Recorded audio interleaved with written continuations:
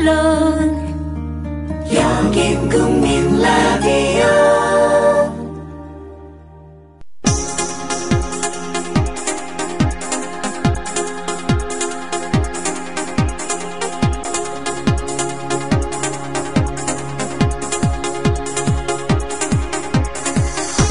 해고 이즈 해피입니다. 쫄지 않습니다. 무슨 말든 할 수 있고 눈치 보지 않고 아무거나 할 수 있더라고요. 진실을 지키는 뉴스 바리케이드. 국민일보 해직 기자 조상훈의 뉴스 바. 청취자 여러분 안녕하십니까? 조상훈입니다. 8월 22일 금요일 뉴스바입니다. 오늘 짚어볼 주요 이슈입니다. 박근혜 대통령이 오늘로 41대 단식 농성 중인 세월호 참사 유가족 김영호 씨의 면담 요청을 사실상 거부했습니다. 어제 청와대 민경욱 대변인은 세월호 특별법은 대통령이 나설 일이 아니다고 밝혔습니다. 세월호 사고 한 달 만인 5월 16일 박근혜 대통령은 유가족들을 면담한 자리에서 특별법에 유가족의 마음이 잘 반영되도록 지원하겠다. 기회가 되면 또 만나자고 했습니다. 5월 19일 대국민 담화문 발표 때는 눈물까지 보였습니다. 그랬던 대통령이 석 달 만에 입장을 180도 바꿨고 결국 유가족과 국민을 속인 셈이 됐습니다. 대통령이 정치를 거부하는 현실, 김성수 시사평론가와 함께 오늘 자세히 짚어보겠습니다. 금요일에 만나는 최강희의 영실이에서는 영화 광해의 왕이 된 남자, 변호인, 명량 등 이른바 초대박 흥행 영화들을 통해서 천만 영화의 흥행 법칙이라는 주제로 얘기 나눠보겠습니다. 잠시 광고 듣고 금요일 뉴스바 본격적으로 시작하겠습니다. 정부에선 빚내서 집 사라는데 사야 할지 말아야 할지 모르겠어요. 사회생활 하려면 경제 지식이 필수인데 어디서 마땅히 배울 데도 없고. 아이고, 뉴스를 봐도 뭔 소리인지 한 개도 모르겠고 누가 좀 속 시원히 알려줬으면 좋겠습니다. 아직도 신문이나 주간지를 통해 정보를 얻으시나요? 이제 보다 정확하고 심도 있는 실시간 현실 경제 정보를 받아보실 수 있습니다. 대한민국 대표 민간 싱크탱크 김광수 경제연구소. 김광수 경제연구소의 경제시평으로 현실을 꿰뚫어 보십시오. 가입 문의는 031-908-0172. 검색창에 김광수 경제연구소를 검색하세요. 기업 회원들을 위한 경제 보고서도 있습니다. 조합원 스토리텔링님 신청 광고입니다. 겨울철 벨미 과메기 맛있게 드셨어요?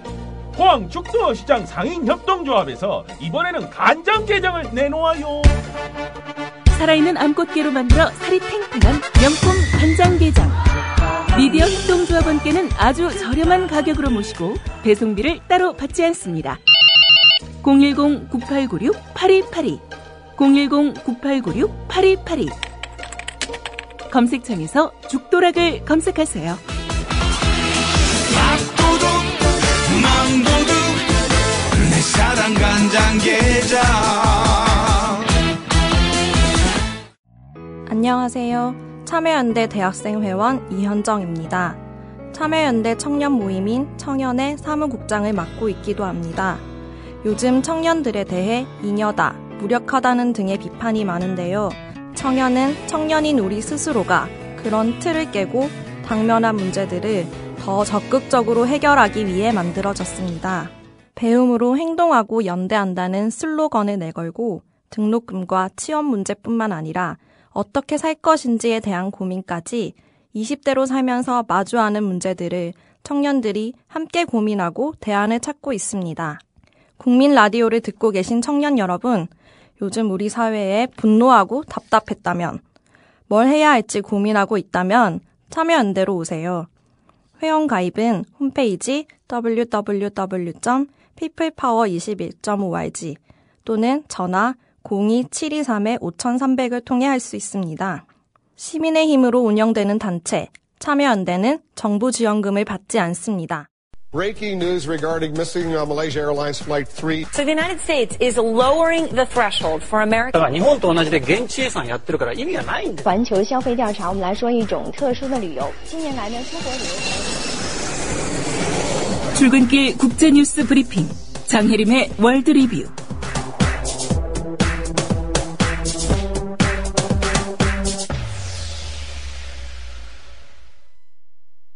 네, 한 가지 이슈를 자세히 들여다보는 금요일 국제뉴스 브리핑입니다. 이라크 반군 세력 이슬람 국가가 미국인 기자 제임스 폴리를 참수한 동영상 공개하면서 논란이 좀 커지고 있습니다. 오늘은 이 사건과 관련해서 미국 정부의 대응 방식 논란, 그리고 인질 석방에 대한 쟁점, 분쟁 지역 취재 기자들에게 노출된 위험성에 대해서 짚어보겠습니다. 장혜림 캐스터입니다. 안녕하십니까? 네, 안녕하세요. 네, 이번에 폴리 기자를 참수한 이 이슬람 국가가 10년 전이었죠. 김선일 씨를 살해한 단체의 변형이다. 이런 주장이 제기됐다고요? 네, 미국인 기자 폴리를 참수한 이슬람 순위파 극단주의 무장단체 이슬람 국가가 10년 전 이라크에서 김선일 씨를 처형한 단체의 변형이라는 분석이 제기됐습니다. 무역업체 직원이었던 김선일 씨는 2004년 당시 이라크에서 이 조직 대원에 의해 납치됐고요. 이 단체는 이라크 북부 아르빌에 주둔했던 한국군의 철수를 요구했었습니다. 한국 정부는 이것을 수용하지 않았고 결국 피랍된 지 22일 만에 참수당한 김 씨의 시신이 발견됐었습니다. 예. 이번 사건 계기로 미국에서 이라크에 대한 군사기획 확대 문제, 이 사안을 놓고 좀 공방이 벌어지고 있는 것 같습니다. 네. 그동안 군사개입 확대를 줄곧 주장해온 공화당은 더욱 강경한 목소리를 내고 있습니다. 공화당의 피터 킹 하원 의원은 이번 사건이 미국에 대한 전쟁 선포라며 우리는 여기에 맞서 싸워야 한다고 주장했습니다. 반면 민주당은 지상군 투입 등 전면적 군사 개입에 대해서는 부정적인 입장을 취하고 있는데요. 예. 민주당의 애덤 시프 하원 의원은 오바마 정부가 역효과를 초래하는 일을 해서는 안 된다며 지금처럼 제한적인 공습만 하면서 국제사회와의 협력을 통해 이슬람 국가의 자본금을 고갈시켜 나가야 한다고 강조했습니다. 예. 이 폴리 기자가 참수되기 전에 이슬람 국가가 몸값을 미국에 요구했었는데 미국 정부가 여기에 응하지 않았다. 이런 주장도 있는데 어떻습니까? 네, 이슬람 국가가 미국인 기자 폴리를 참수하기 전에 그의 몸값을 미국에 요구한 것으로 알려졌습니다. 월스트리트 저널은 이슬람 국가가 폴리의 몸값으로 1억 유로, 한국 돈으로 1,357억 원을 그의 가족과 그가 기고했던 글로벌 포스트에 요구했다고 전했고요. 예. 뉴욕타임스도 이슬람 국가가 최근까지 폴리의 석방 대가로 수백만 달러를 요구했지만 미국 정부가 이것을 거부했다고 보도했습니다. 예. 이 미국 정부의 몸값 무대응 원칙, 여기에 대해서도 좀 논란이 있을 것 같은데요. 그렇습니다. 미국과 영국 정부는 인질의 몸값을 테러단체에 주면 민간인 납치가 반복될 수 있다는 이유로 몸값 요구에 대응하지 않는 것을 원칙으로 하고 있습니다. 하지만 이번에 결과적으로 폴리가 참수됐고 현재 붙잡혀 있는 미국인 인질이 더 있기 때문에 미국 정부가 이 원칙을 고수하는 것에 대해 논란이 일고 있는데요. 지금의 정책대로라면 납치된 미국인들이 풀려나기는 어려울 것이고 또 이들이 살해될 가능성도 적지 않아 보입니다. 예. 실제로 이슬람 국가가 공개한 그 영상 보면요. 다른 미국인 기자도 다음 희생자로 지목이 돼 있는 그런 상황 아니겠습니까? 네. 이렇게 피랍 상태에 있는 기자들 혹시 몇 명이나 됩니까? 이슬람 국가는 현재 최소 3명의 미국인을 인질로 잡고 있는 것으로 전해졌습니다. 알려진 대로 이슬람 국가는 폴리에 이어서 타임지 등에 기고하는 스티븐 소트로프 기자를 살해하겠다고 공개 협박했고요. 예. 지난달에는 워싱턴 포스트 소속 기자가 이란에서 납치된 후 소식이 없는 상태입니다. 예. 앞서 미국과 영국 이렇게 몸값 무대응 원칙을 고수하고 있다 말씀해 주셨는데 다른 나라들도 그런 상황인가요? 나라마다 좀 다른데요. 유엔 안전보장이사회는 올해 초에 납치범들의 몸값 요구에 응하지 않도록 하는 내용의 결의를 만장일치로 채택했습니다. 하지만 프랑스나 스페인 등은 자국민 인질의 몸값을 지불해 왔는데요. 예. 올해 석방된 스페인 국민 4명과 프랑스 국민 4명과 스페인 국민 3명도 이런 방식으로 풀려난 것으로 알려졌습니다. 물론 이렇게 전해진 몸값이 테러단체의 자금줄로 되고 있다는 비판도 있습니다. 더 타임즈는 알카에다가 인질 석방 협상을 통해 지난 5년간 최소 1억 2,500만 달러, 한국 돈으로 1,280억 원을 벌어들였다고 분석했습니다. 예. 이번에 참수된 이 폴리 기자와 함께 인질로 잡혀 있다가 풀려난 프랑스 기자들이 있다고 하죠? 네. 이슬람 국가에 납치됐다가 올해 4월에 석방된 프랑스 기자 2명이 폴리와 함께 업무 생활을 했던 것으로 알려졌습니다. 이들은 미국 정부와 달리 프랑스 정부가 몸값을 지불했기 때문에 풀려날 수 있었던 것으로 전해졌습니다. 예. 어떤 정책이 옳은 것인지는 정말 판단하기 좀 어려운 것 같습니다. 네. 예. 이 살해된 폴리 기자처럼 분쟁 현장에 뛰어드는 언론인들이 점점 더 큰 위험에 노출되고 있다. 이런 우려들이 제기되고 있죠. 그렇습니다. 뉴욕타임즈는 분쟁 지역을 취재하는 기자들이 직면하는 위협이 갈수록 커지고 있다고 전했습니다. 언론인보호위원회 집계에 따르면 올해 분쟁 지역 등에서 사망한 기자는 32명이고요. 예. 2003년에는 70명, 2012년에는 74명이 목숨을 잃었습니다. 특히 지난해엔 실종자도 65명이나 되는데요. 알려지지 않은 사례까지 더하면 실제 피해 상황은 더 심각할 것으로 보입니다. 워싱턴포스트 편집국장은 기자들이 이렇게 죽어간다면 이런 보도를 계속하기는 어려워질 것이라고 우려했습니다. 예, 뭐 당연히 제기할 수 있는 우려가 같고요. 이 분쟁 지역이라는 게 어느 정도 위험을 감수할 수밖에 없을 것 같습니다. 뭐 그렇다고 하더라도 특별히 이 언론인들의 위험이 커진 원인이 있을 것 같은데 관련된 분석이 있다고요? 네, 전문가들은 현대전의 특성상 전선이나 그 피하 구분이 명확하지 않은 것이 일부 원인이라고 보고 있는데요. 예. 이런 상황에서 폴리처럼 언론사 조직의 보호를 받지 않는 프리랜서 기자가 늘어나면서 이들이 주요 공격 대상이 되고 있다는 설명입니다.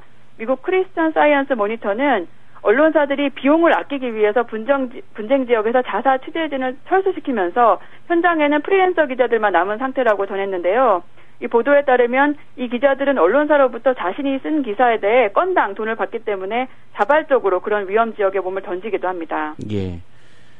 자사 기자들을 보호하기 위해서 프리랜서 기자들을 위험 지역으로 보내고 있고 또 이걸 기사 건당 돈을 주기 때문에 또 이 기자들도 그 위험을 좀 무릅쓰고 있는 그런 상황인 것 같습니다. 네. 예, 오늘 말씀 잘 들었습니다. 네, 감사합니다. 네, 장혜림 캐스터였습니다.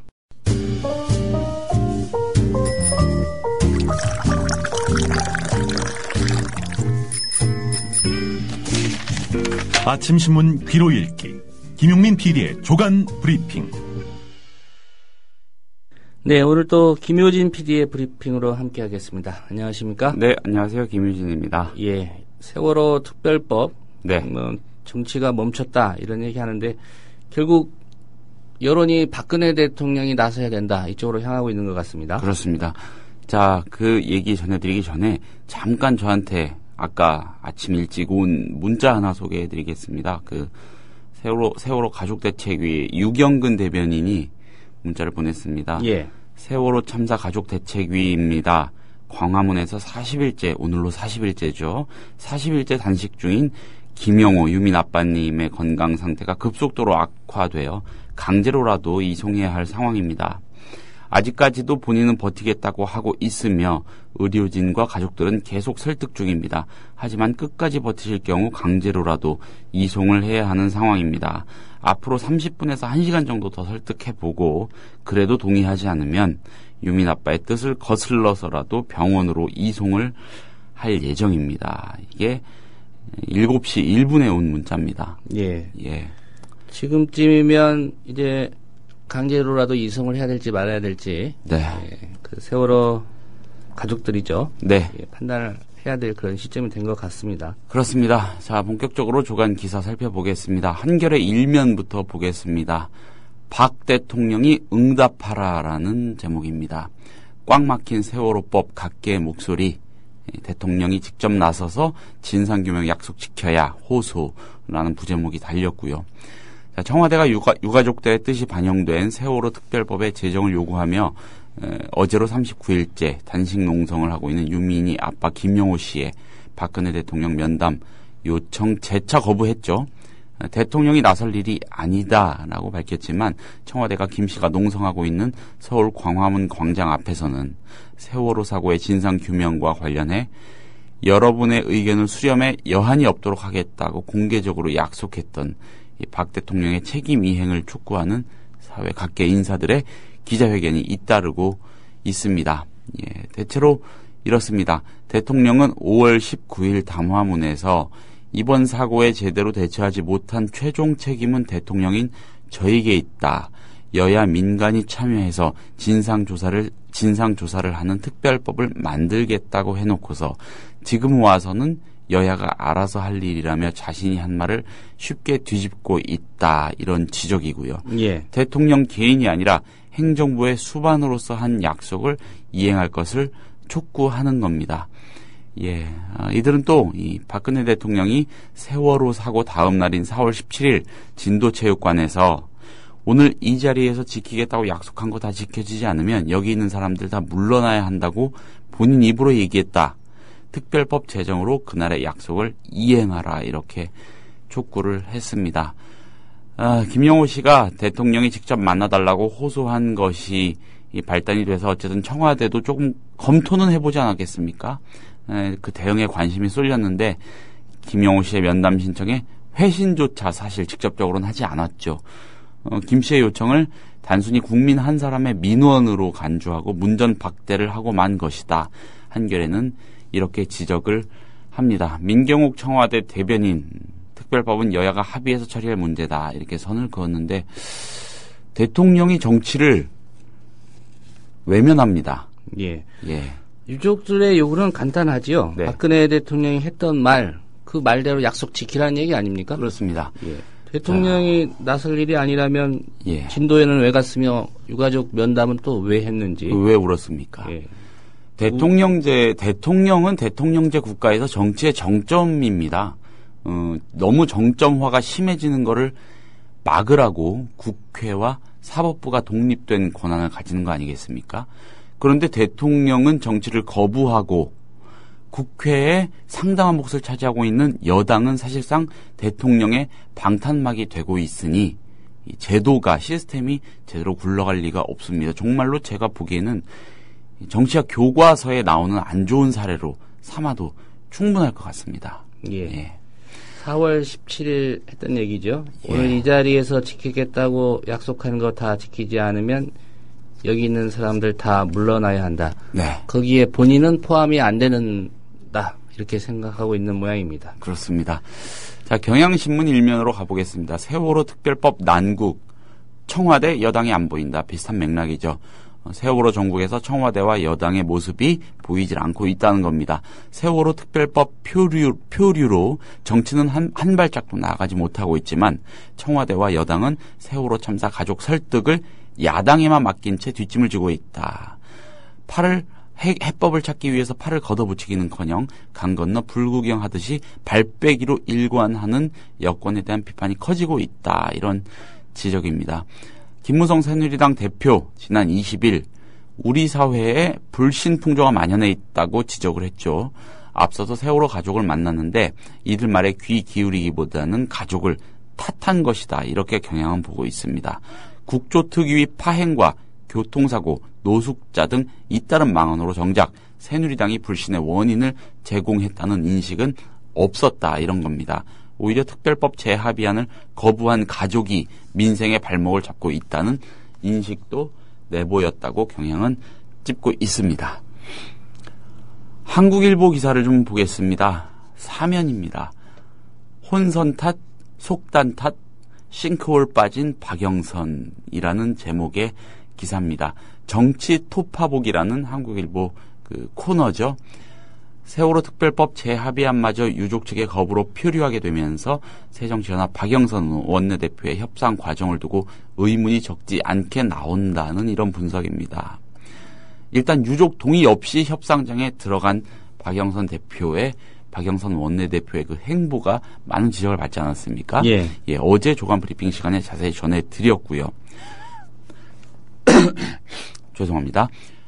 박영선 대표의 독단적인 스타일이 도마에 오른다는 지적도 한국일보는 하고 있습니다. 박 대표가 유족들의 의사를 직접 확인하지 않으면서 의사 전달 과정에서 혼선이 빚어졌던 것으로 보인다는 겁니다. 그러나 당내에서는 이 같은 상황이 박 대표의 독단적 리더십 스타일에서 비롯됐다는 지적이 적지가 않다고 합니다. 박 대표가 문제 합의안에 대해 주변과 제대로 토론을 하거나 논의하는 절차를 생략하고요. 혼자 조급하게 판단하다가 이를 그르쳤다는 겁니다. 한국일보가 어느 의원의 목소리를 담았는데 협상 시한에 얽매일 필요가 없고 25일 본회의까지 유족들과 머리를 맞대자는 얘기가 당내에서 많이 나왔다. 근데 박 대표가 왜 그리 빨리 협상을 타결지으려 했는지 모르겠다. 이렇게 토로했고요. 이런 주장하고 관련해서 박 대표 측은 협상의 전권을 일임받은 입장이었고 합의안이 논의될 당시 여러 중진 의원들에게 자문을 구했다.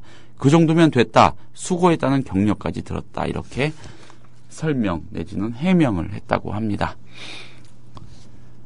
동아일보 일면으로 가보겠습니다. 새정치연합 세월호법과 민생법안 분리처리라는 이 워딩을 담은 제목의 기사입니다. 새정치연합이 어제 21일 세월호 특별법과 민생경제법안을 분리해서 처리하는 방안을 적극 검토하고 나섰다는 건데, 세월호 특별법이 최대 민생법안이라며 선 세월호 특별법 처리를 주장해온 것과는 달라진 것이어서 주목이 된다, 이런 분석입니다. 새정치연합 한정의 대변인 이날 이 동아일보 종편 방송이죠, 채널A 시사 프로그램에 나갔는데 여기서 이런 얘기했습니다. 민생법안은 민생법안대로 처리하는 방식으로 국회를 진행해 나가야 할 것이다. 예. 민생법안과 세월호 특별법안을 연계하지 말아달라는 유경근 세월호 가족대책위 대변인의 말에 대해 새정치연합이 어떻게 할 생각이냐, 이렇게 진행자가 질문을 한 겁니다. 예. 그렇게 질문을 했더니 한정혜 대변인이 그와 같은 발언을 했다, 이런 거죠.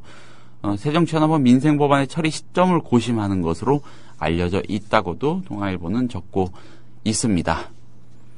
이게 1년 내내 민생과 관련된 법안을 처리해야 되는 그런 상황입니까? 그러게 말입니다. 그렇게 열심히 일하는데 뭐 민생이 좋아지는 것 같지도 않고요. 네. 법안 처리 현황을 나중에 뭐 연말쯤에 이렇게 기자들이, 언론사들이 집계해보지 않습니까? 예.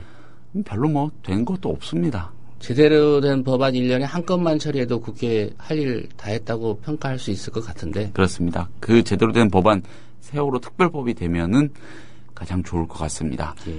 회기 때마다 무슨 놈의 그런 민생 법안이 많은지 좀 의문입니다. 그렇습니다. 자, 한겨레 3면으로 좀 가보겠습니다. 대책위 유족 참여 3자 협의체 논의라는 제목입니다. 세월호 참사 유가족들 여야와 함께 세월호 특별법 합의에 참여하는 3자 협의체 구성 방안을 검토하고 있다는 겁니다. 어제 세월호 참사 희생자, 실종자, 생존자 가족대책위 관계자들의 말을 종합을 해보면 가족대책위는 여당과 야당, 가족이 참여해서 세월호 특별법을 협의하는 3자 협의체 제안을 내부 논의 중이라고 합니다. 가족들이 3자 협의체를 추진하는 것은 두 차례의 여야 합의안이 철저한 진상규명과 책임자 처벌을 원하는 가족들의 바람을 외면했다는 실망감 때문으로 보인다고 하고요. 진명선 가족대책위 부위원장은 우리는 애초 수사권과 기소권을 갖는 진상조사위원회를 요구했다. 그런데 이 방안이 사법체계상 문제가 있다고 하니까 야당과 유가족이 추천하는 인사들에 의한 특검으로 한 발 물러선 거다. 근데 여야가 가족들의 바람과는 전혀 반대로 특검 추천 위원을 여당에 2명 주는 합의안을 가져와서 이를 수용하라고 하는 게 말이 되느냐, 이렇게 따졌습니다. 말이 좋아서 3자 협의체지, 사실 유가족들 사이에서 어제 그제 그냥 야당 빠져라, 우리가 새누리당하고 얘기하겠다, 이런 소리도 나오지 않았습니까? 예. 예, 같은 맥락인 것 같습니다. 자, 조선일보 일면 기사를 통해서 세월호법 이젠 결단 내려라 라고 촉구하고 있습니다. 무슨 뜻이겠습니까? 2차 합의한 대로, 재협상한 대로 그냥 빨리 처리하자, 그만들 해라, 이런 걸로 들립니다. 여야의 세월호 특별법 합의안이 유족들에 의해 2번 연속 거부되면서 국회와 정치의 마비 상태가 장기간 지속될 수 있다는 우려가 커지고 있다. 정계 원로와 전문가들은 새누리당과 새정치민주연합이 다수 국민과 민생을 위해 정치 리더십을 회복하지 못하면 민주주의와 대의정치가 붕괴할 수 있다며 정치권의 결단을 촉구했다, 이렇게 지적을 했고요. 그러면서 학자나 정계 원로들의 목소리를 실었습니다.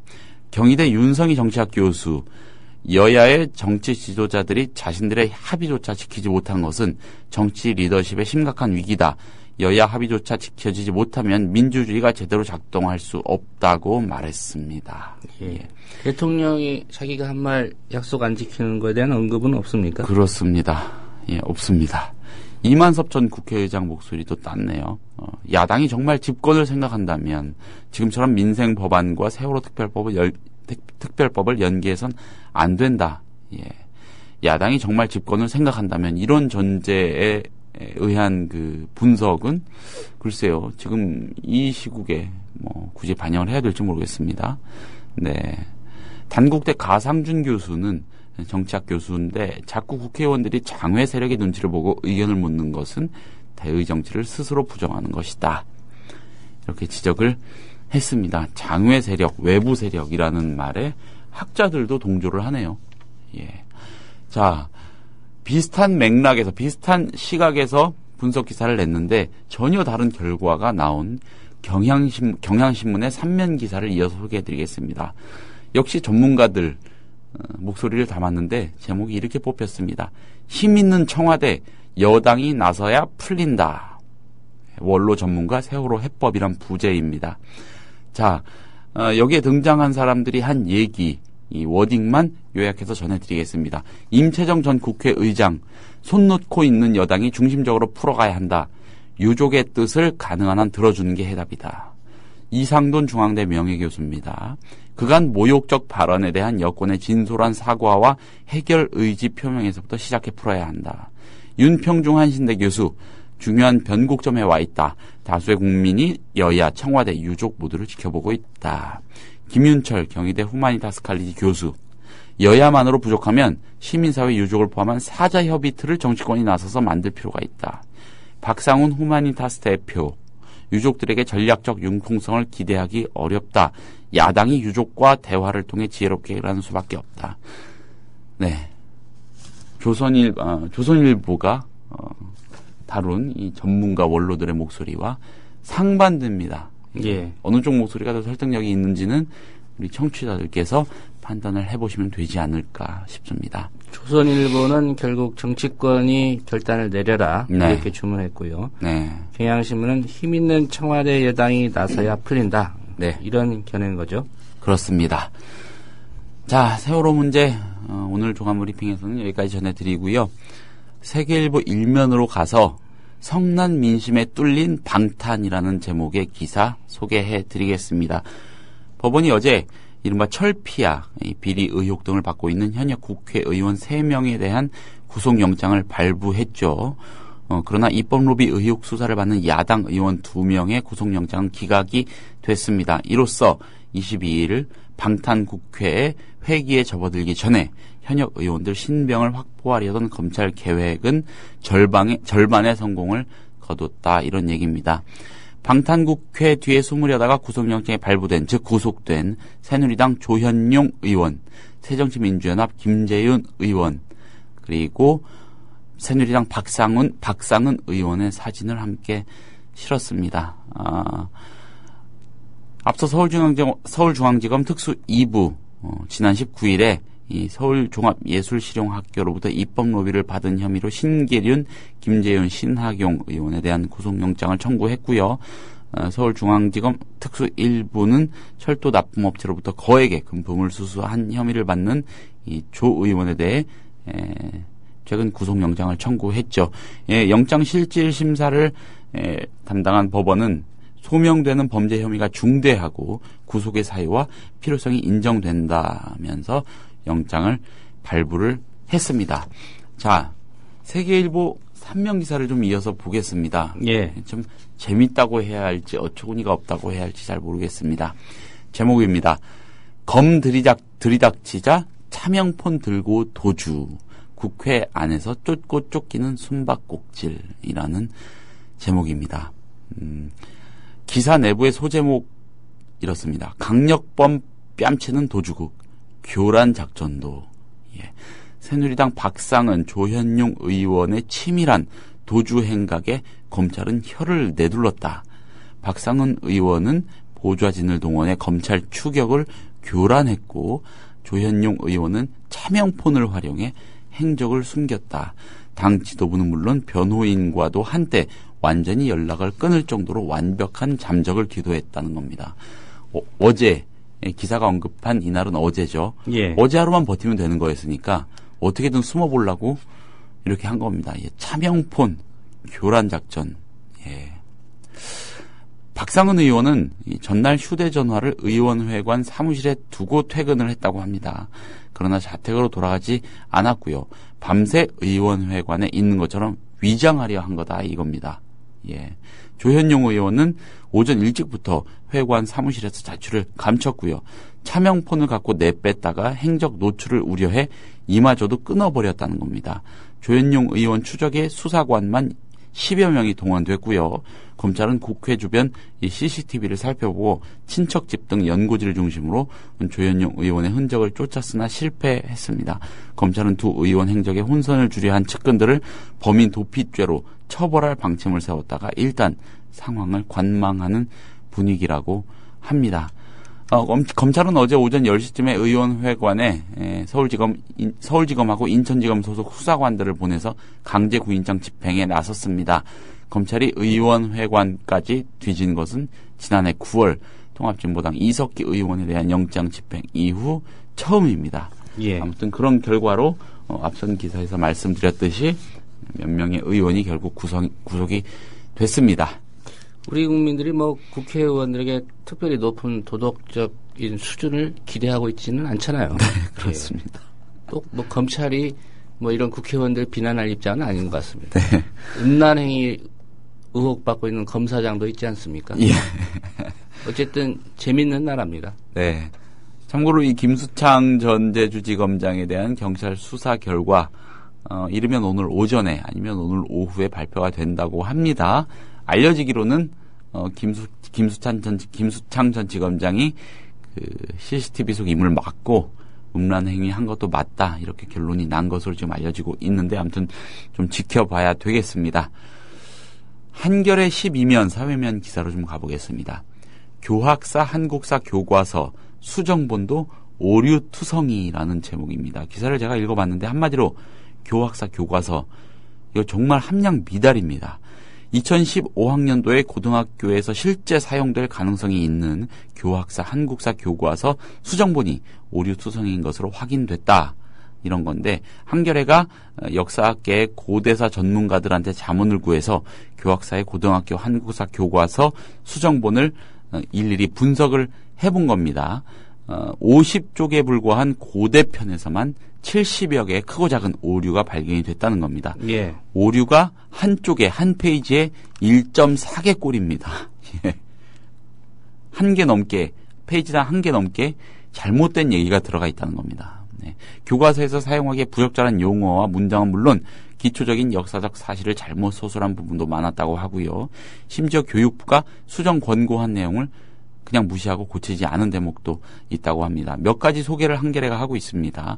우선 명백하게 틀린 사실이 눈에 띕니다. 이 교과서 46쪽에는 원효의 대중불교 운동을 설명하고 있는데 가난하고 무지몽매한 무리까지도 모두 부처의 호를 알게 되었고 등을 인용하며 출처는 삼국사기라고 밝혔습니다. 삼국사기라고. 근데 이 내용의 출처는 삼국유사입니다. 이거는 많은 사람들이 상식적으로 알고 있는 내용 아닙니까? 예. 예. 출처가 삼국사기다. 예. 교과서가 사기네요. 예. 그렇습니다. 39쪽에서는 발해의 멸망 이후 고구려 유민들은 고려로 망명하였고 왕건은 이들을 우대하여 동족 의식을 보여주었다고 돼 있습니다. 발해 유민이 고려로 망명한 것을 고구려 유민으로 잘못 적은 겁니다. 예. 예. 금성과 두산 등 다른 교과서가 발해 유민이라고 정확히 쓴 것하고 대비가 됩니다. 하일식 연세대 사학과 교수는 코미디 수준이다. 일제가 조선을 강점하자 조선인이 아닌 고려인들이 만주로 가서 독립운동했다고 쓴 것과 비슷하다. 이렇게 짚었습니다. 교학사 교과서에는 저자가 내용을 제대로 이해하지 못한 상태에서 서술한 것으로 추정되는 부분들도 있다고 합니다. 32쪽을 보니까 고구려의 돌무지 무덤, 장군총이죠. 이거에 대해서 큰 돌을 여러 층의 계단처럼 쌓아 올린 후 관을 놓고 그 위를 다시 돌들로 쌓아 만든 계단식 돌방 돌무지 무덤의 형태가 나타났다고 설명을 하고 있는데 그러나 고구려 돌무지 무덤을 관을 넣고요. 돌을 올리며 완성시킨 게 아니죠. 계단 모양으로 돌을 쌓아 올리며 돌방을 다 만들고 완성된 무덤의 중간에 설치된 석실의 문을 열고 관을 넣은 겁니다. 예.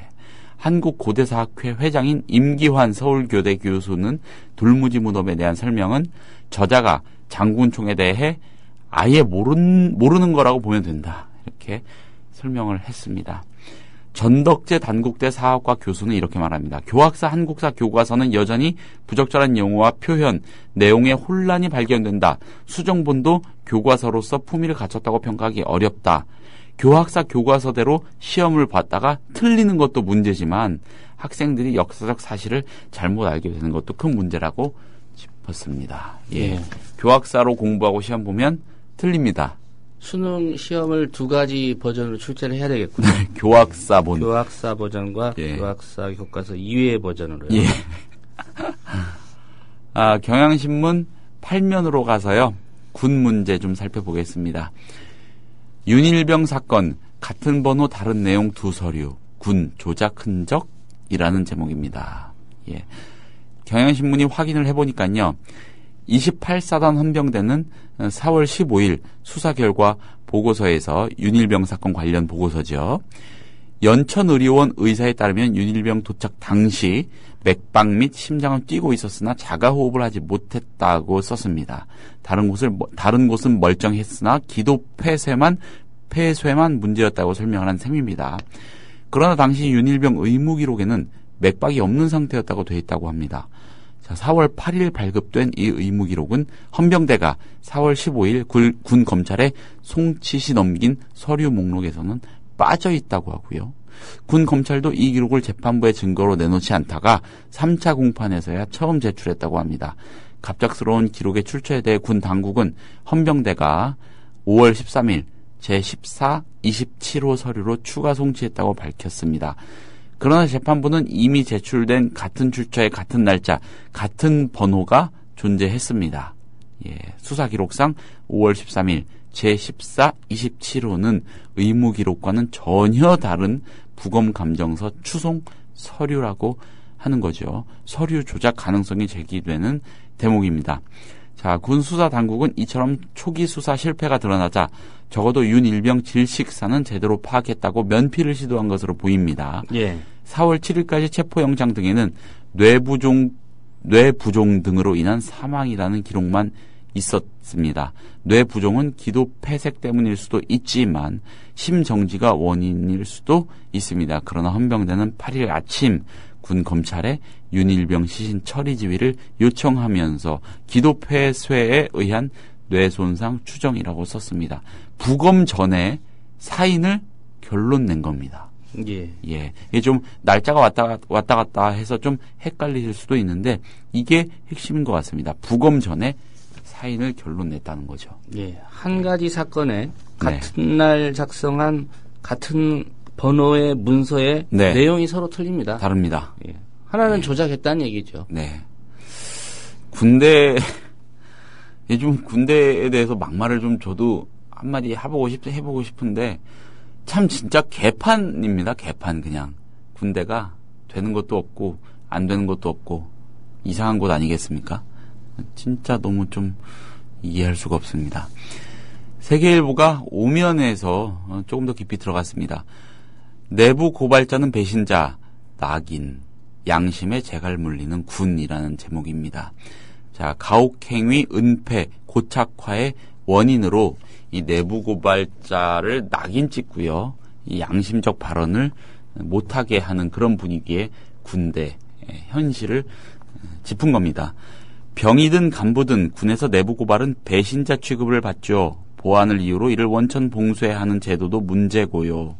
이런 관계자의 워딩을 실었고요. 군 내에서 가혹행위가 반복되고 각종 비리가 은폐, 고착화하는 원인 중 하나로 내부 고발이 제한되는 군의 현실이 지적되고 있다. 내부 고발자는 배신자라는 부정적 인식과 군대 보안을 위해 만들어진 현행 제도가 내부 고발을 어렵게 한다는 목소리가 높다. 이런 겁니다. 예. 실제로 군에서 내부 고발은 쉽지가 않다는 거죠. 군복 벗을 각오를 해야 한다는 겁니다. 군의 한 소식통은 군에서 내부 고발을 하면 고발 내용의 해결보다는 고발자 색출을 우선시하기도 한다. 이런 분위기에서 내부 고발을 하는 것은 정말 어려울 것이다. 이렇게 말을 했다고 하고요. 병사들의 소원 수리 역시 일종의 내부 고발이지만 병사들은 제도 자체를 신뢰하지 않는다. 이런 지적도 했습니다. 소원 수리 저도 좀 군 생활할 때 해봤습니다. 근데 소원 수리를 하고 마치고 그날 오후에 저랑 제가 소원 수리에서 지적한 선임병을 같이 불러요. 지휘관이. 같이 대화하재요. 예, 뭐 그런 적도 있고. 뭐 그냥 그렇습니다. 네. 한두 가지겠습니까? 경향신문 12면으로 좀 가보겠습니다. 삼성반도체 백혈병 사망 2심서도 산재 인정 판결이라는 기사입니다. 반가운 소식입니다. 삼성반도체 공장에서 일하다가 백혈병에 걸려 숨진 노동자의 유족들이 산업재해에 해당한다면서 제기한 소송이 항소심에서도 업무상 재해로 산업재해로 인정을 받았습니다. 서울고등법원 행정구부가 맡은 재판이었는데 어제 이 삼성반도체 기흥공장에서 일하다가 급성 골수성 백혈병이 발병해 숨진 황유미 씨, 이수경 씨에 대해서 백혈병 발병과 업무 사이에 상당한 인과관계가 있다면서 원심과 마찬가지로 원고 승소 판결을 했습니다. 예. 유족들은 당초에 근로복지공단을 상대로 유족급여 및 장의비 부지급 처분 취소 소를 냈거든요. 그 항소심 재판이 시작된 지 3년 만입니다. 네. 재판부는 이 황 씨와 이 씨가 유미 씨와 수경 씨가 일을 하면서 벤젠, 포르말데히드, 황산 등 유해물질, 전리 방사선 등에 노출이 됐고 이것이 백혈병을 발병시켰다고 판단을 했습니다. 며칠 전에 유미 씨 아버지 황상기 선생 저희가 인터뷰했습니다. 벤젠, 포르말데히드 같은 문제의 화학 독성 물질들에 관한 언급 많이 해줬고요. 삼성이 제발 좀 이런 사실을 인정하고 진정성 있게 아주 구체적으로 사과를 좀 했으면 좋겠다 촉구하지 않았습니까? 예. 이런 상황인데도 삼성은 아직 협상에 미온적이고요. 네, 협상에 참여하고 있는 유족의 자녀나 가족들, 이런 극소수 피해자들에 대해서만 일단 보상을 먼저 하자 이렇게 하면서 좀 넘어가려고 하고 있는 그런 상황이라고 황상기 선생이 지적을 했습니다. 네, 오늘은 여기까지 해야 될 것 같습니다. 예. 김용민 PD의 휴가로 일주일 동안 조간 브리핑을 맡아줬습니다. 김효진 PD 수고했습니다. 네, 감사합니다.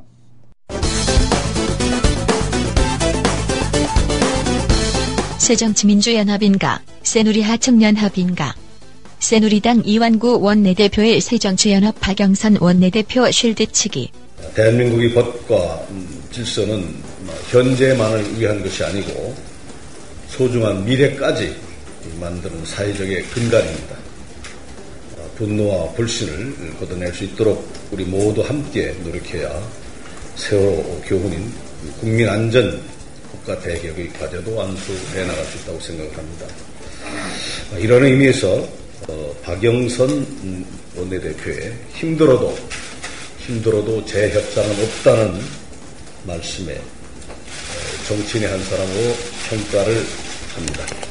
새누리당 김재원 원내수석부 대표가 새정치연합 의원들에게 지침까지 내리고 반대했던 유가족이 한 130여 분 조금 넘는데요. 네네. 그렇다면 새정치민주연합 의원들이 1대1로 가서 충분히 설득하고 설명하면 네. 이 문제가 해결될 수 있는 문제이기 때문에 1대1로 만나라. 새누리당 주호영 정책위 의장은 민간인 따위에게 뭐하러 묻느냐며 새정치연합에게 욕먹더라도 합의한 대로 가자며 큰소리. 저희들 새누리당 입장에서도 사실 할 만큼 양보를 했고 또 저희들 의원총회에서도 너무 많이 양보했다는 의원들 반발이 적지 않았었거든요. 불만의 목소리가 있었습니까? 협상안에 대해서? 예, 그렇습니다. 원칙을 훼손한 것이다. 그리고 국회가 무슨 밖의 민간인들 결재를 받아서 뭐를 해야 되느냐. 민간인들 결재를 받아서 뭐를 해야 되느냐. 이런 아주 격앙된 반응도 있고 이랬는데요. 김병권 세월호 가족대책위원장. 끝내 새누리당과의 합의를 적과의 동침으로 규정하는데 지금 이한구 대표랑 얘기하는 걸 가지고 받아들이려고 하는 게 지금 제가 봐서는 지금 적과의 동침이라고 말씀하시는 게 그밖에 안 들리고요. 그러자 김을동 새누리당 의원 유가족을 훈계하고 나서는데 적과의 동침 이런 표현이 나왔다고 합니다. 이게 정말 과연 적절한 것인지 묻고 싶습니다. 정말 이런 적이라고 하는 것이 지금 협상을 하는 누구한테 향한 것인지 묻겠습니다. 정말 조금은 우리가 이제 나라를 위해서 서로 좀 양보할 때라고 생각합니다. 이런 표현은 정말 적절치 않다고 지적하겠습니다. 가해자인 집권 여당 새누리당. 야당에게 지령 내리고 유가족을 훈계하고 뻔뻔스러움이 하늘을 찌르는데 고 김유민 양 아버지 김영호 씨 단식 40일을 넘겼는데 어제 JTBC 뉴스9과 인터뷰한 주치의. 그 단식 중단을 설득하시기도 했다고 들었습니다. 그런데 전혀 그 얘기는 통하지가 않던가요? 그런 말을 몇 번 드렸었는데요. 근데 그럴 때마다 그런 말 하지 마라. 나중에 죽어서 유민이를 얼굴을 제대로 보려면은 자기가 이 세월호 진상 규명 꼭 해야 되고 특별법 만들어야지 유민이 얼굴을 제대로 볼 수 있다, 그렇게 말씀을 하신 적이 있습니다.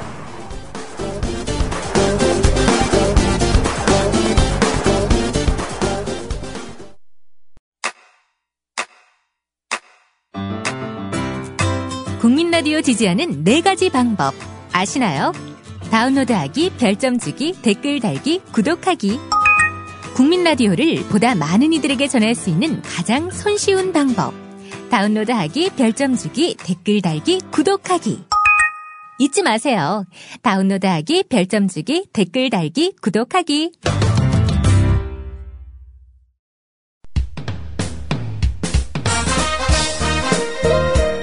균형 잡힌 시각, 정직한 분석, 조상훈의 뉴스바. 이어서 초대석으로 만납니다.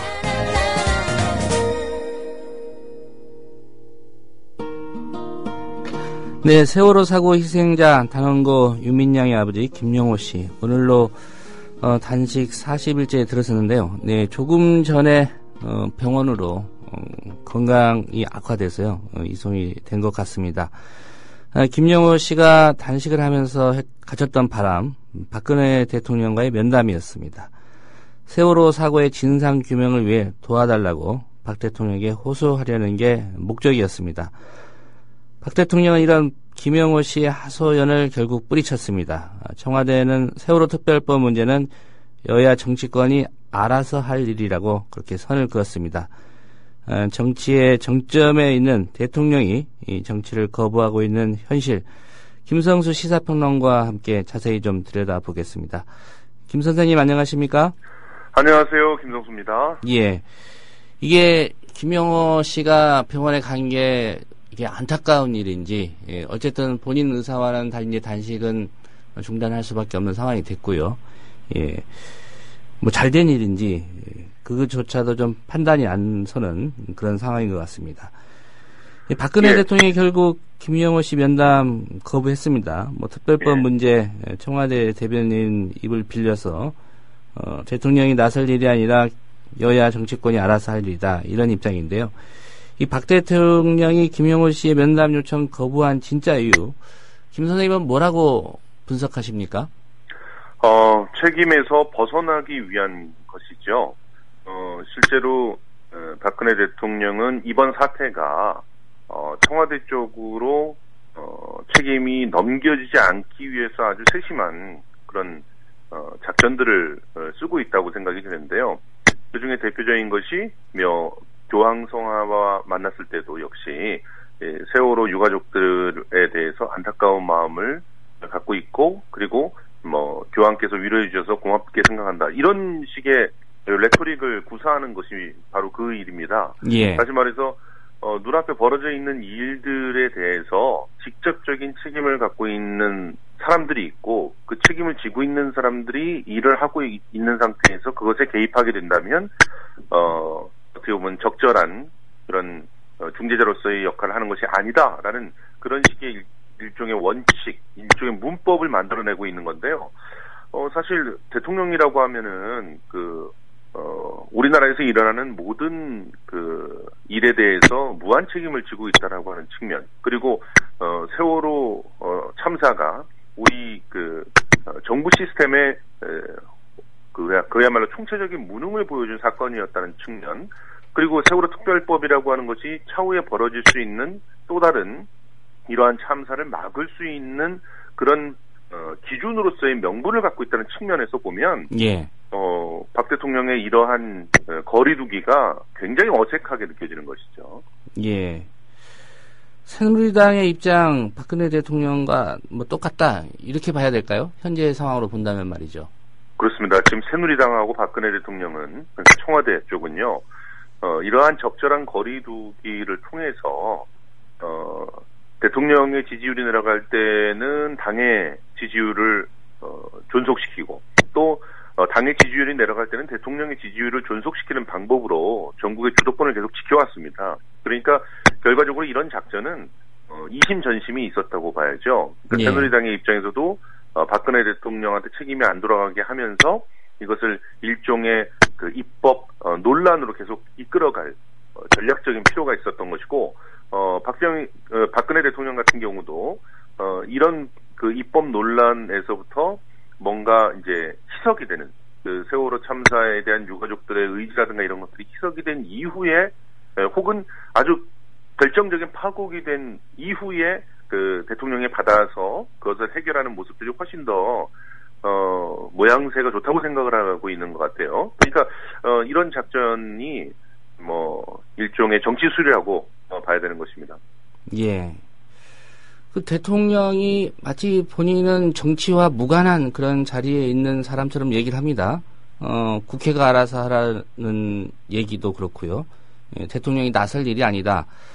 이 말은 좀 이해가 안 가는 게요. 그렇다면 사고 초기에 대통령이 유가족 면담하고 대국민 특별 담화를 발표한 건 왜 그랬다고 보십니까? 왜 그러긴요. 그렇게 해야지 지지율을 유지할 수 있으니까 그렇게 한 것이죠.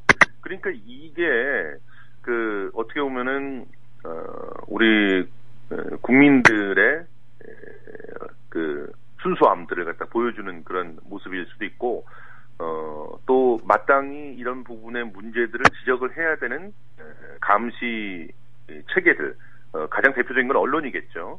그런 언론들이 제구실을 못하고 있는 모습이기도 합니다. 예. 분명히 세월호 참사가 일어났을 때 대통령은 가장 전면에 나서서 이 문제에 대해서 가장 큰 책임을 느껴야 될 그런 직책입니다. 그래서 실제로 대통령이 진도 팽목항에 가느냐 마느냐를 가지고 상당히 많은 그런 논란들이 있었고, 팽목항에 갔을 때 좋은 평가들을 갖다 받았고 그랬던 것이죠. 예. 그런데 가서 그야말로 말로 위로하는 걸로 끝나는 거, 그거는 어떻게 보면은 교황이 해야 될 그런 일들이죠. 근데 이 나라의 행정수반으로서 이 책임을 갖고 있는 사람이라면 말로 약속하는 거, 위로하는 것뿐만이 아니라 실질적인 대책과 이후에 뭐 필요하다면 법까지, 뭐 법은 그 국회에서만 만드는 게 아닙니다. 지금 현재 국회에서 통과되고 있는 법의 대부분이 사실은 정부에서 초안을 잡거나 혹은 정부와 국회의 그런 어떤 양동 작전으로 같이 만들어지고 있는 그런 상황인데, 예. 법을 만드는 건 입법부의 일이고 정치인들의 일이다, 이런 식으로 얘기해버리는 것은 굉장히 지금 갖고 있는 형식 논리를 과장해서 자신이 그 책임으로부터 벗어나보고 싶어하는 그런 꼼수라고 볼 수 있겠죠. 예. 지금 박근혜 대통령은 정치를 비난하고 거부하는 모습을 보임으로 인해서 스스로 인기 관리에만 급급하고 있다라고 볼 수밖에 없는 거죠. 이거는 대통령으로서의 자질이 좀 부족한 게 아니냐, 이런 얘기까지 나올 수 있는 것입니다. 예. 김 선생님, 지금 통화 연결음이 좀 소음이 심해서요. 저희가 좀 인터뷰를 잠시 중단했다가 다시 연결해서 말씀 듣도록 하겠습니다. 좀 양해 부탁드리겠습니다. 예. 사는 게 아니에요. 하루하루가 지옥이고, 못 지켜줘서 너무 미안하고, 뱃속에다 10달을 가지고 있다 낳은 내 새끼라고요. 어떻게 내 새끼를 데려갈 수 있냐고요. 안전한 세상을 만드는데 너와 내가 따로 없습니다. 그 작은 노력, 바로 세월호 특별법 제정입니다. 겹겹이 가려진 세월호 사건의 진실, 그 환부가 드러나야 수술할 수 있습니다. 수사권이 부여된 세월호 특별법이어야만 합니다. 지금 사인.세월호 416.org에 접속하셔서 서명해 주시기 바랍니다. 다시는 이런 비극이 없는 세상을 만드는 힘. 그 힘을 사인.세월호 416.org에서 함께 모아봅시다. 네, 인터뷰 이어가도록 하겠습니다. 김 선생님 나와 계시죠? 예, 김성수입니다. 예, 청취자 여러분께도 다시 한번 양해 말씀드리겠습니다. 세월호 특별법 제정 상황과 관련해서 좀 말씀을 드리겠습니다. 우선 야당에 대한 유가족들의 어떤 좀 불신 이런 것도 좀 심하게 자리를 잡은 것 같습니다. 이제 야당은 빠져라, 우리가 그냥 새누리당하고 매일 만나서 얘기하겠다, 이런 입장까지 좀 나온 상황인데요. 이 새정치민주연합의 현재 시점의 정치력 어떻게 평가하십니까? 그야말로 정치력이 바닥이라고 하는 것을 입증을 하고 있는 것이죠. 특히 이 박영선 원내대표의 지도력과 또 박영선 원내대표가 보여주는 그런 어떤 그 행보에 있어서 사실상 유가족과의 긴밀한 협비라든가 유가족으로부터 인정을 받을 수 있는 대리인으로서의 위치를 모두 상실했다, 이렇게 볼 수가 있고요. 예. 이게 사실은 많은 평론가들이나 혹은 전문가들이 이번 사태를 보면서 박영선 대표가 개인이 어떻게 보면 이 국면을 해결을 하는 그런 사람으로서 좀 빨리 위치 지어지고 싶다는 그런 욕망 때문에 일이 그르쳐졌다, 이렇게 분석하시는 분들이 많거든요. 예. 저도 그런 분석에 동의를 하고 있는 것이, 실제로 이런 유가족들이나 혹은 이런 이해 당사자들의 입장을 대변하면서 어떤 입법 행동을 한다면 그 이해 당사자들의 진정한 원을 어떻게 법으로 구현하는가, 이게 핵심 아니겠습니까? 그리고 그런 부분들을 속속들이 잘 알아서 합의를 하더라도 절대로 놓쳐서는 안 될 것들을 보호해 가면서 합의에 이르러야 되는 것이고, 그게 협상의 기술이고 정치라고 볼 수가 있는데, 지금 유가족들은 끊임없이 기소권과 수사권을 얘기를 하고 있었고, 그리고 그 기사권과 수사권의 법적 지위 또 법적인 보장, 이런 문제들은 대한변협에서 다 보장을 해줬던 것임에도 불구하고 그것을 전혀 얘기조차 꺼내지 못하는 협상을 2번이나 했어요. 이것은 그야말로 소통, 그렇지, 유가족들의 의사들을 경청하려고 하는 그런 태도가 되어 있지 않았다는 얘기고, 그래서 기본적인 소통이 이루어지지 않은 상태에서 자기만의 합의를 했다. 그리고 특별히 2번째 협상 같은 경우는 그야말로 박영선 원내대표가 나 살기 위해서 만든 협상이다, 이렇게밖에 볼 수 없는 것입니다. 예. 그래서 누리꾼들이 이건 박영선 살리기지 유가족 살리기 협상이 아니었다라고 재협상을 평가절하하고 있는 것인데요. 그러다 보니까 새정치민주연합은 지금 아주 심각한 위기에 빠져 있는데요. 협상안을 거부하게 되면 박영선 원내대표가 물러나야 되는 상황인데, 박영선 원내대표를 대신해서 나타나서 지도부가 되겠다라고 총대를 매는 사람들이 보이지 않고 있죠. 그리고 그런 총대를 맨다고 해서 지금 현재의 체계와 시스템 속에서 특별히 자기 정치를 할 수 있는 그런 어떤 상황들이 가능한지 잘 보이지 않는 것입니다. 이런 상태이기 때문에 차라리 빠지는 것이 낫지 않냐, 이런 얘기까지 나오고 있는 것이죠. 예. 연결 지어서요. 문재인 의원이 오늘 지금 단식을 이어간다면 4일째로 알고 있습니다. 문재인 의원이 직접적으로 나서서 이 문제에 대한 의견 제시하고 해법을 찾아보려는 노력하는 것에 대해서는 뭐 본인이 판단할 일이겠지만 어떻게 평가하십니까? 스스로가 나서는 것은 당연히 필요한 일입니다. 특히나 3%의 아주 미묘한 미세한 차이로 대통령에서 떨어진 대권 후보 아니었습니까? 그리고 지금도 대권 후보에 계속 언급되시는 분이기 때문에 이런 난국을 타개하는 정치력을 보여준다면 새로운 가능성들이 생기는 것이겠죠. 그런데 지금 같이 단식하고 있는 것이 과연 이 문제를 해결할 수 있는 일인가? 저는 그 부분에 대해서는 좀 회의를 하고 있습니다. 동조 단식은 지금 충분히 뭐 연예인들이라든가 또 연극인들이라든가 또 기타 뭐 같은 그 상황을 가슴 아프게 감정이입하고 있는 많은 사람들이 같이 하고 있습니다. 국민들이 같이 하고 있다고 볼 수 있는데, 그럼 정치인들은 마땅히 해야 될 것은 무엇이냐면 협상 테이블에 저들이 나올 수밖에 없는 상황들을 만들어내고 예. 그래서 전국을 주도해 나가면서 문제를 해결할 수 있는 대안을 마련해 줘야 되는데요. 그런 측면에서는 오히려 그 문재인 의원이 해야 될 일은 어떻게 보면 그 비대위원장으로 나선다든가 아니면 그 자신과 뜻을 같이하고 있는 의원들과 함께 소수라도 공동의 대응 어떤 행태를 보이면서 일정의 압력을 넣을 수 있는 세를 구축하는 것이죠. 전선을 구축한다 이렇게 볼 수가 있는데 그런 예. 일들을 하지 않고 있다는 게 굉장히 답답한 일이죠. 예, 중요한 지적을 하신 것 같습니다. 야당의 정치력이라는 게 결국은 상대가 협상 테이블에 나올 수밖에 없는 상황을 만드는 것이라고 말씀하셨는데 그렇죠. 현 시점에서 새정치민주연합이 어떻게 해야 새누리당이 또는 박근혜 대통령이 이런 세월호 특별법 관련 협상장에 나올 거라고 보십니까? 지금 현재 이런 계산들이 있었던 것 같습니다. 재보궐선거에서 일정한 성과를 내면 그 성과를 힘입어서 강경하게 부딪혀서 합의를 이끌어내자 이런 작전이 있었는데 그 작전이 애초에 잘못된 공천을 해서 다 틀어져 버렸거든요. 예. 이런 상황이니까 박영선 대표는 당내에서 자기 정치력을 계속 확보하기 위해서는 빨리 전선을 추스려야 된다라고 생각하면서 협상을 서둘렀던 것인데 그것 둘 다가 다 잘못된 방법이라는 게 확인이 된 겁니다. 그렇다면 지금 현재로서는 유가족들이 목소리를 충분히 낼 수 있는 공간을 만들 수밖에 없는 것이고 그 주도권을 만들기 위해서 국민들에게 호소할 수 있는 방법밖에 없습니다. 실제로 새누리당이 이전에 한나라당 시절에 위기에 처했을 때 사실은 국민들 대다수가 잘 알지 못하는 사학법이라고 하는 그런 법을 갖고도 그것을 관철시키기 위해서 그야말로 결사투쟁을 했었죠. 그래서 사학법을 개학시키는 그런 결과들을 갖다 가져오기도 했습니다.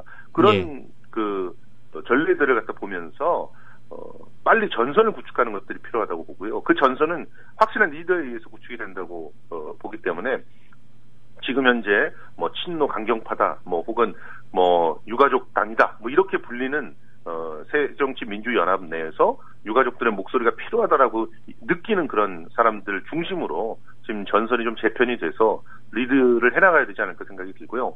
그리고 저는 객관적인 입장에서 이 문제 해결이 지금 새누리당한테 많이 넘어가 있거든요. 예. 새누리당이 지금과 같은 그런 지지를 계속적으로 이어나가기 위해서는요. 40일씩이나 굶고 있는 사람을 그냥 내버려둬서는 절대 안 됩니다. 이 모습은 지금 당장 국민들이 그냥 지켜보고만 있는 것 같지만 굉장히 큰 트라우마로 남을 것이고요. 만약에 유민 아빠의 건강이 더욱더 악화돼서 파국을 맞게 된다라고 한다면 이 책임은 모두 새누리당과 박근혜 대통령한테로 다시 옮겨갑니다. 지금 새정치민주연합 쪽으로 책임이 가 있을 때 빨리 정치력을 보여주는 그런 어떤 행보를 취해야 되지 않나 이렇게 생각을 해봅니다. 예.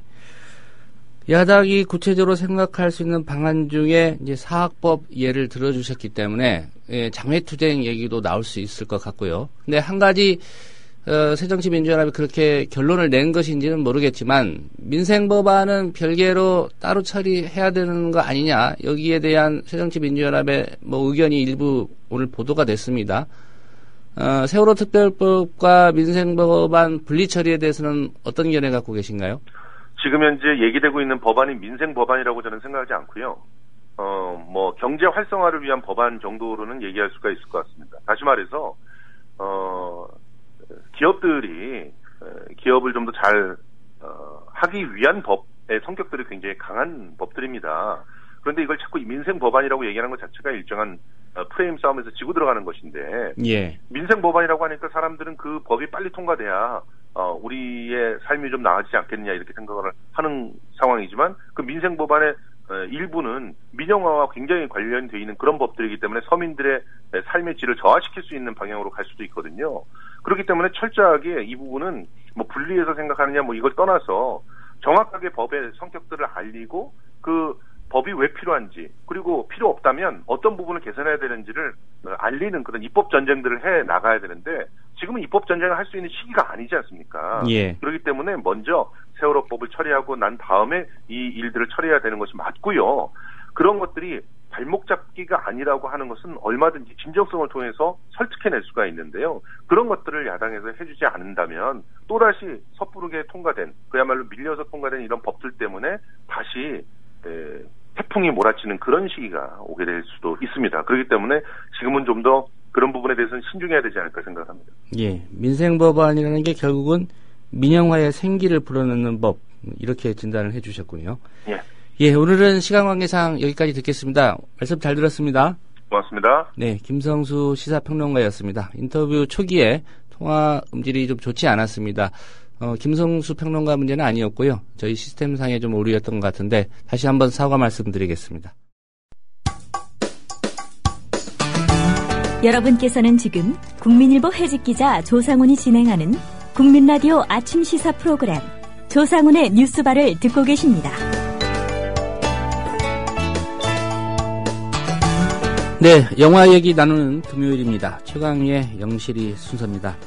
이번 주 주제는 천만 영화 흥행의 법칙이라는 주제로 얘기 나눠보겠습니다. 오늘도 스튜디오에 최강희 선생님 모셨습니다. 안녕하십니까? 네, 안녕하세요. 예, 천만 영화. 네. 우선 명량 때문에 다시 또 조명을 해야 되는 그런 상황이 됐습니다. 그렇습니다. 명량이 지난 화요일에 1,000만 명 넘어선 건 벌써 넘었고요.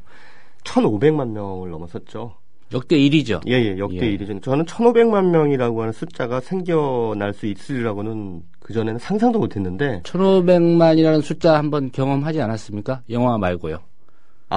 대선 때 박근혜 후보 표수가 1,500만 표가 넘었죠. 예, 그렇습니다. 근데 명량 같은 경우에는 누군가 그러더라고요. 좌우 다 좋아할 만한 영화다. 그렇게 얘기를 하더라고요. 그래서 어찌됐든 그래서 1,500만 명이 넘었다 이렇게 얘기를 하는데 명량이라는 작품이 그런 그 흥행 신기록을 세운 걸 계기로 해서 최근에 1,000만 명 넘은 작품들을 한번 이렇게 돌아보면서 어떤 이유 때문에 1,000만 명을 넘기게 됐는지 그 원동력이 무엇인지 한번 살펴보는 것도 흥미로울 것 같아서 오늘 순서는 1,000만 영화의 흥행 법칙 또는 이렇게 불러도 될 것 같아요. 1,000만 영화의 사회학. 예. 이런 식으로 제목을 정해도 나쁘지 않을 것 같은데요. 일단 2012년 여름에 도둑들이라는 영화가 1,000만을 넘은 뒤로 그 뒤로 명량까지 1,000만 영화가 2년 동안 무려 5편입니다. 우리나라 영화 가운데 1,000만 넘은 영화가 10편이잖아요. 예. 그 2004년에 그 실미도라는 영화가 최초로 1,000만을 넘은 이후로 지금까지 10편이니까 한 해 한 편 정도씩은 1,000만을 넘었다 이렇게 통계적으로는 이제 평균적으로는 그렇게 나오는데 그런데 그 가운데 50% 이상이 최근 2년 안에 생겼다라는 것은 대단히 흥미로운 사실입니다. 예, 어떤 영화죠? 도둑들, 광해 왕이 된 남자, 7번 방의 선물, 변호인, 명량. 예, 이렇게 5편의 영화가 2년 사이에 1,000만을 넘었습니다. 왜 이렇게 됐을까요? 왜 이런 현상이 벌어진다고 생각하세요? 2년 갑자기 사이에 관객들이 막 미친 듯이 영화를 보는 걸까요? 그건 아니겠죠. 예. 아니면은 한국 영화가 그만큼 엄청나게 질적으로 고양됐기 때문일까요? 어떻게 생각하십니까? 전문가께서 아마 연구하신 바가 있을 테니까 들어보도록 하겠습니다. 예. 제가 짐작하는 것보다는. 짐작하시는 말씀을 해주시면 제가 틀렸습니다라고 약올리려고 했는데 말씀을 안 하시는군요. 사실 유통환경하고 밀접한 관계가 있습니다. 그러니까 스크린 독과점이 그만큼 굉장히 공고해졌다는 얘기죠. 예. 그러니까 지금 어떻게 되냐면 그 영화가 개봉 첫 주말에 1,000개 이상의 스크린을 확보하는 게 보편화된 시점하고 맞물립니다. 그러니까 그전에는 1,000개 이상의 스크린을 확보한 적은 없어요. 근데 또 도둑들 이후부터 그냥 보편적으로 어떤 기대작 정도 되면은 1,000개 이상 스크린을 메이저 배급사 확보를 한단 말이에요.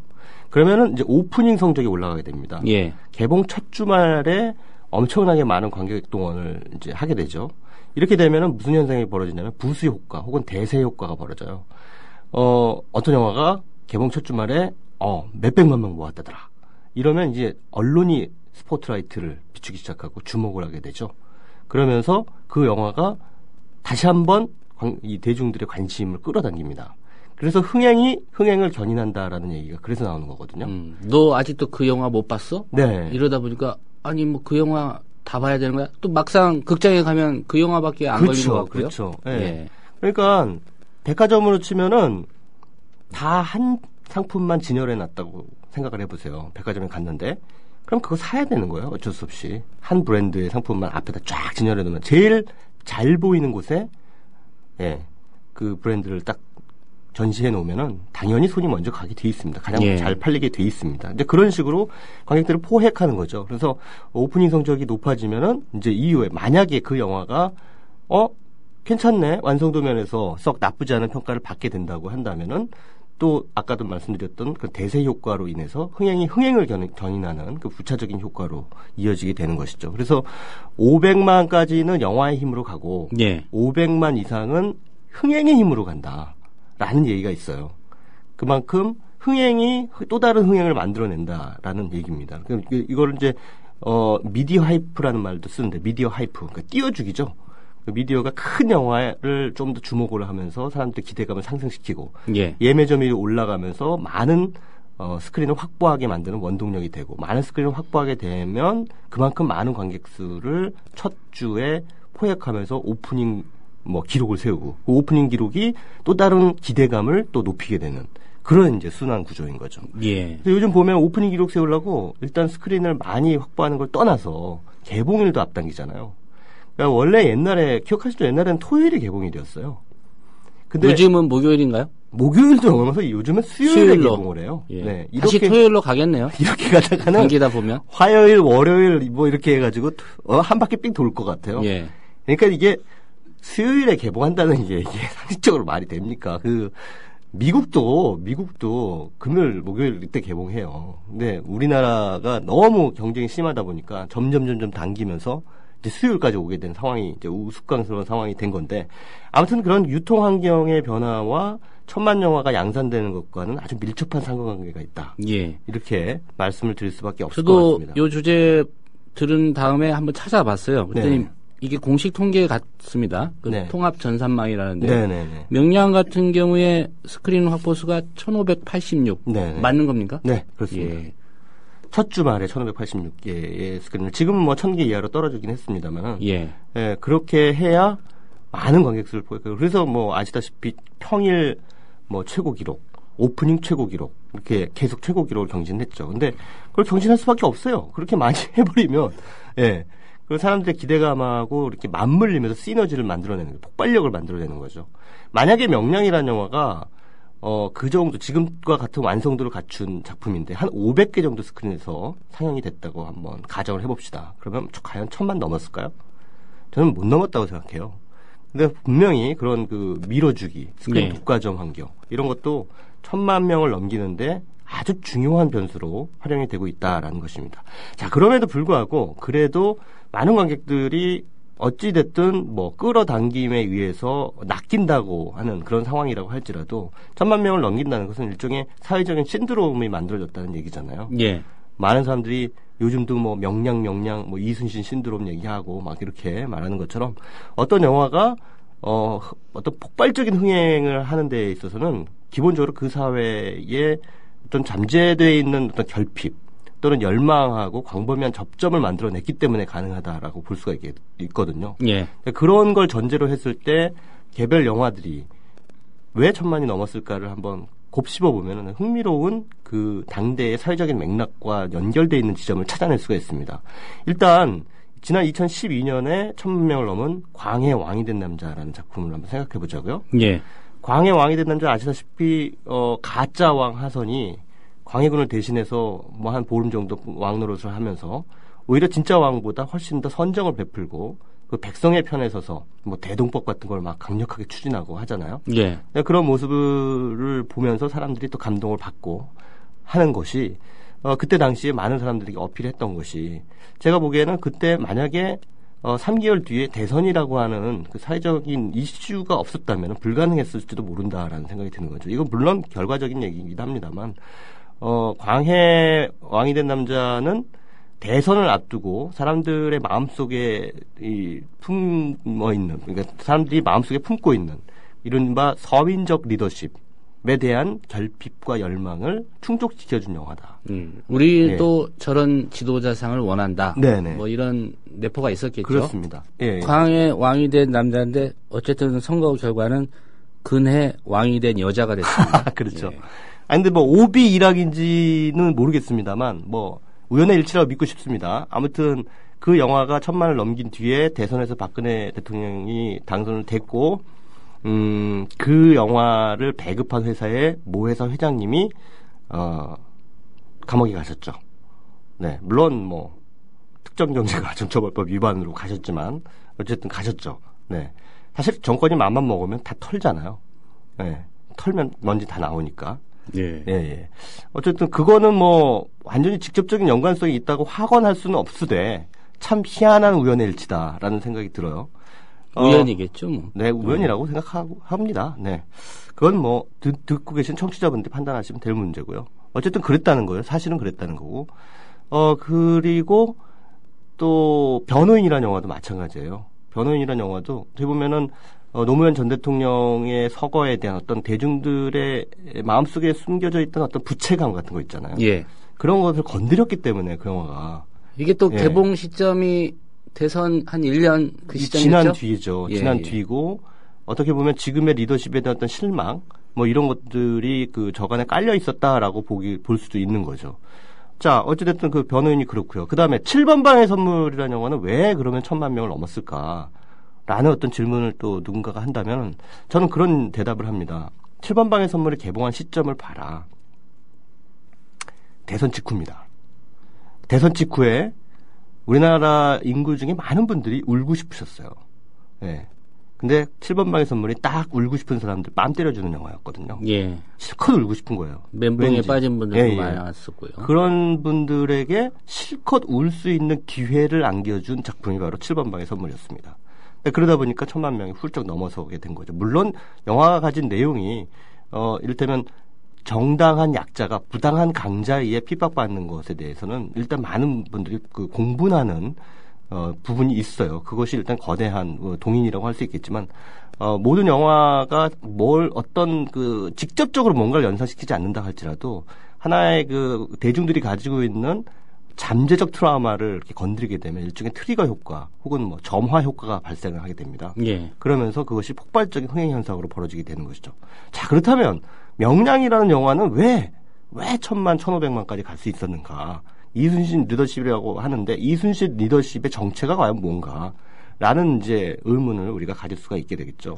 세월호 유족들이 그 옆에서 네네. 이 단식 농성하고 그래서 그런 거 아닌가요? 동상 옆에서. 그게 뭐 너무 상상력을 많이 발휘하시는 것 같은데 그 명량이라는 영화가 그것도 순전히 우연의 일치겠죠. 예. 이순신 장군이 명량해전을 치른 데가 어디입니까? 진도 앞바다입니다. 울돌목. 예, 진도 앞바다. 세월호가 침몰한 곳도 진도 앞바다죠. 그렇죠. 배가 등장합니다. 풍전등화에 빠진 12척의 배가 등장하죠. 근데 이순신 장군이 그 12척의 배로 그 모든 그 자신의 군사들을 살려내고 전쟁에도 승리를 거둡니다. 자, 이게 참 의미심장한 부분이에요.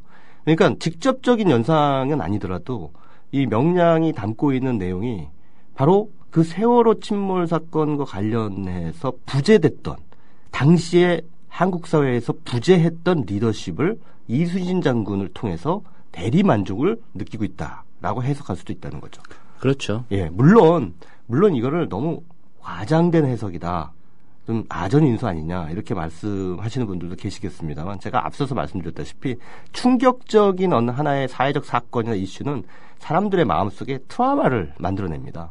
근데 그 트라우마를 간직하고 있다가 그것이 간접적으로나마 무엇인가 연상적인 효과가 일어나게 되면 폭발적인 흥행 현상이 벌어진다는 거예요. 어떤 문화상품을 만나게 되면. 예. 예. 그건 뭐 지나친 아전인수라고 보기는 힘들고요. 예. 예. 뭐 저도 그 영화 보면서 뭐 이준석 선장이라든가 또 그 세월호 사고 당시에 우리 정부가 저 이순신처럼 저 영화 속의 이순신처럼만 했더라면 이런 생각 많이 했거든요. 네네. 예.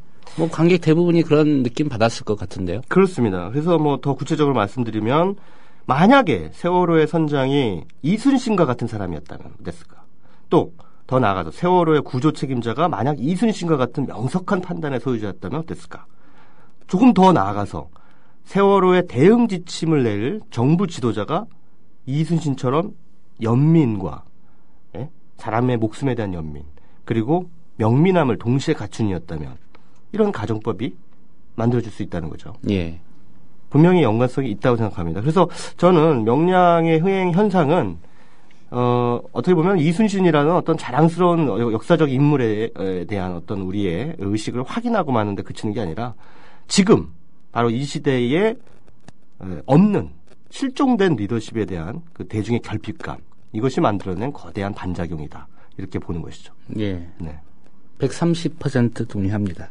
고맙습니다. 예. 근데 도둑들이란 영화는 왜 1000만을 넘긴 겁니까? 허를 찌르시는군요. 네. 재미있어서 1000만을 넘었다고 생각합니다. 스크린 독과점 플러스 재미. 예. 네. 그래서 넘었다고 보고요. 그것도 물론 흥행 이유를 분석해 본다면 당연히 이유가 있습니다. 뭐 한국적인 요소가 들어가 있고요. 일단 여러 면에서 그러니까 뒤통수 때리기잖아요. 그 도둑들이라는 영화의 플롯이 뒤통수 때리기는 한국 사회에 만연해 있는 풍조죠. 그러니까 그런 것들이 그 오락 영화의 틀 안에서 그 아주 흥미롭게 펼쳐지다 보니까 그것이 어떤 기시감을 그러니까 불러일으키면서 예. 그 대중적인 어떤 흡입력을 만들어냈다. 좀 저는 그렇게 분석을 합니다만 또 동의 못하실 분들도 많겠죠. 예. 네. 뭐 김혜수 씨가 한 300만 원 모은 것 같고요. 네. 예. 김혜수 씨도 그렇고 뭐 김수현 씨도 그때 많은 인기를 노리고 있었으니까 그러니까 모든 영화를 다 그 틀에 이렇게 묶어가지고 분석할 수는 없어요. 예. 그렇지만 분명히 사회적인 맥락 또는 집단 심리적 맥락 이런 것들이 1000만 영화의 저간에는 깔려 있다라는 것은 말씀드릴 수 있을 것 같습니다. 예. 네. 오늘 1000만 영화 흥행의 법칙 잘 들었습니다. 네, 고맙습니다. 네, 영화 이야기까지 들으셨습니다. 앞서 잠시 전해드렸는데요. 40일째 단식 농성 중이던 세월호 사고 유민양의 그 아버지죠. 김영호 씨. 건강이 악화돼서 본인은 극구 계속 단식을 하겠다고 했지만 대책위원회에서 이대로 있다가는 큰일이 날 수 있기 때문에 병원으로 이송을 했다고 합니다. 서울 동대문에 있는 동부병원으로 이송이 됐고요. 같이 동조해서 농성을 하던 문재인 의원이 김영호 씨가 병원으로 이송된 직후에 트위터에 이런 글을 남겼습니다. 잠시 소개해드리겠습니다. 유민 아빠 김영호 님이 단식 40일째 끝내 쓰러져 병원에 실려갔다. 한 사람의 생명을 귀하게 여기는 것은 모든 국민의 생명을 귀하게 여기는 것이다. 그를 살리는 것이 무엇보다 우선이다. 이런 글을 남겼는데요. 예, 여러분들이 공감할 것 같습니다.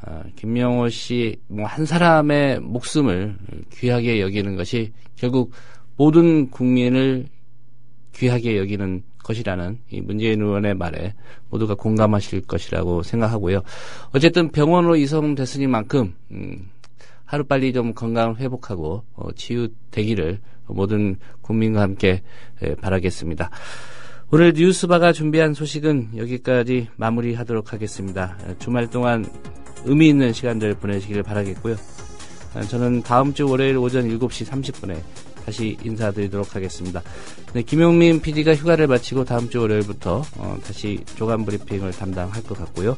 예, 다음 주 월요일 오전 7시 30분에 다시 인사드리는 걸로 오늘 뉴스바는 마무리하겠습니다. 들어주신 여러분 고맙습니다.